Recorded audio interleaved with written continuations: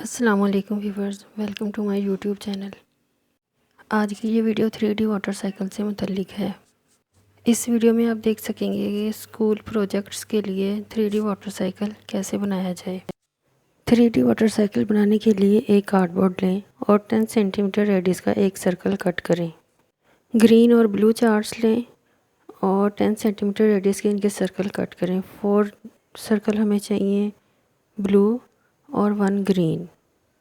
अब इन चार्ट्स को फोल्ड करके 4 इक्वल पार्ट्स में डिवाइड करें, जैसे कि वीडियो में दिखाया गया है।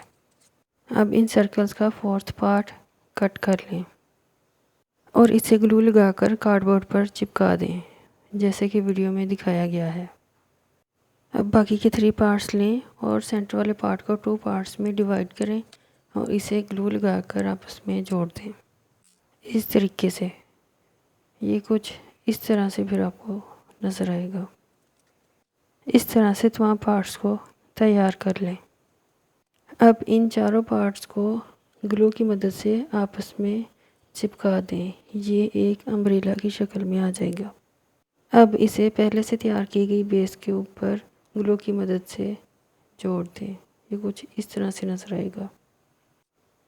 हमारी बेस रेडी हो चुकी है। अब हम इसके ऊपर वाटर साइकिल के स्टेजेस को शो करेंगे। ग्रीन पार्ट के सामने वाले पार्ट पे एवापोरेशन को शो करेंगे। इसके लिए ग्लू की मदद से सन लगा दें और वाटर वेव्स को शो करें, जैसा कि आप वीडियो में देख सकते हैं।